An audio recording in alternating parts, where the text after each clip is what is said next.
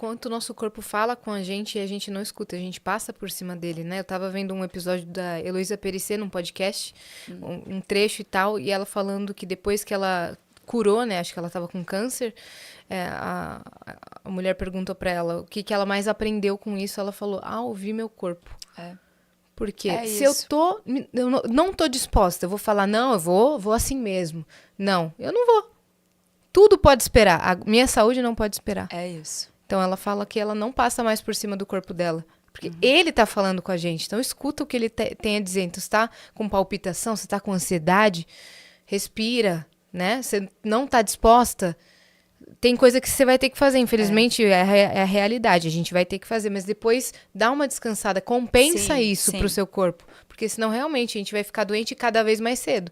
Porque a gente tá nessa fase das redes sociais mais acelerada e a gente não sabe as doenças da nova geração, de acordo com as tecnologias, né? E eu ia falar uma coisa em cima disso que você tava... do corpo manifestar. Isso aconteceu comigo e veio um clique muito forte, assim, na minha vida. Há mais ou menos, sei lá, alguns anos atrás, bem antes da pandemia, eu sempre trabalhei muito. Eu trabalho muito desde nova. Então, eu comecei a cantar com 8 anos de idade. Então, eu saía da escola, eu já ia para um estúdio gravar jingle, rede nacional, assim, os jingles, para rádio, para televisão. Então, era uma voz ali de criança, gravando para marcas infantis.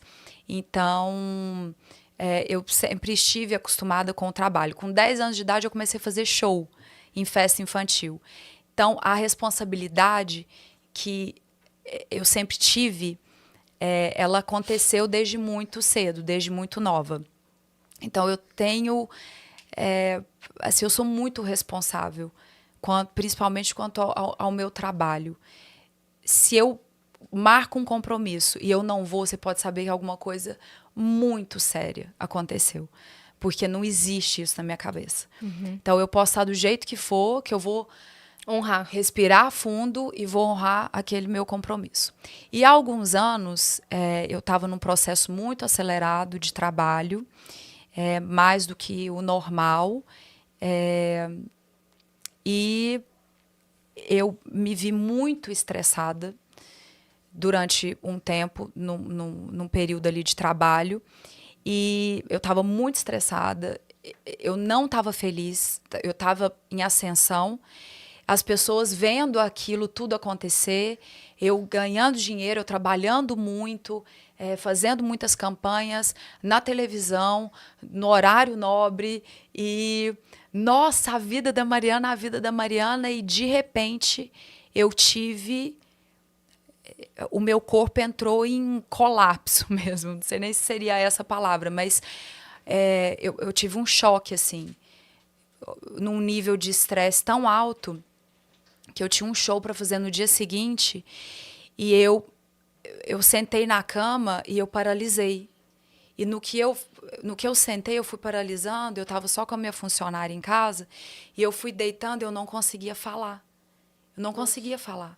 Burnout. E eu tive... E aquilo, meu corpo entrou em choque mesmo. E eu comecei a ter uma tremedeira, uma coisa. E ela ligou para os meus pais. E os meus pais vieram de Araxá. Nossa! Que não é perto. São 600 quilômetros de São Paulo. E os meus pais vieram para São Paulo. E quando eles chegaram, eu estava do mesmo jeito, na mesma posição. E eu tinha esse show no dia seguinte. E eu não consegui ir no show. E o meu médico foi até a minha casa porque eu não conseguia levantar, assim. Eu não falava, meu olho arregalado, uma coisa muito louca. E aí ele falou pra mim, ele falou, o seu corpo está pedindo socorro, você precisa parar. E foi essa virada de vida, de chave, que me fez escrever mais, que me fez olhar para dentro, onde eu mudei alguns hábitos e mudei a minha forma de olhar a vida. perdi 30% da audição do Sério? ouvido esquerdo por conta disso. Então, há alguns anos eu tomo a mesma medicação todos os dias. Eu tenho eu adquiri essa doença autoimune por conta do estresse. Então, o meu ouvido esquerdo, ele apita 24 horas por dia. Não acredito. Ele tem um apito 24. Então, ele oscila assim. Ele vai do pi, ele vai pro pom, ele fica assim o dia inteiro. Há alguns anos já isso. Não tenho o que fazer, né? Não tem cura. E eu tenho sempre que monitorar para não piorar. Eu tenho sempre que me policiar para eu não ter picos de estresse, porque senão eu posso perder mais ainda a audição.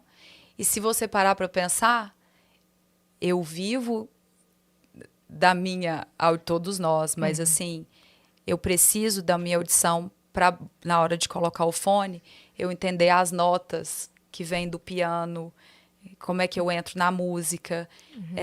Diretor falando no Meu ponto. diretor fala no ponto que hoje é só no lado direito, no esquerdo é impossível, porque se eu tapo o meu ouvido direito, eu escuto tudo errado do esquerdo. Então, as notas que são dadas pelo meu ouvido para o meu cérebro, elas não condizem com a nota certa. Então, num dó eu escuto um lá, sabe? Um mi bemol. A percepção musical foi afetada também. Totalmente. Nossa, Mari, não sabia. E porque eu tive um pico de estresse. Então, assim, a partir daquele momento, eu mudei muita coisa na minha vida. Então, o que eu faço? Eu agradeço. Porque eu não teria o pensamento que eu tenho hoje, eu não estaria nessa minha fase de construção emocional, assim como eu tô, se eu não tivesse passado por isso. Total. Então, todas as coisas que acontecem, tudo, gente, pode ser... Eu nunca falei, por que, Senhor? Por que eu estou passando por isso? Eu nunca questionei. Nunca. Eu sempre olho e falo, isso aqui tem algum ponto, isso aqui... obrigada. De verdade. Então, é assim que eu levo a minha vida e não quero dizer para as pessoas que é assim, que é a forma certa, mas é essa maneira que eu escolhi funcionou. e que funciona para mim.